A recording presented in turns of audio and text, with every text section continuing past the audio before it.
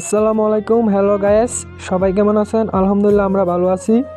তো আমরা তিনজনে বের হয়ে গেলাম হাঁটতে, দেখি কোথায় যাওয়া যায়।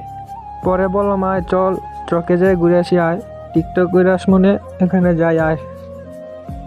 হাঁটতে হাঁটতে চকে চলে আসলাম। তো এটা আমার জীবনের ফার্স্ট ব্লগ, তো ভিডিওটা সবাই শেয়ার করে দিবেন। আমি জীবনে ফার্স্ট ব্লগ করলাম, তো সবাই দেখতে থাকেন।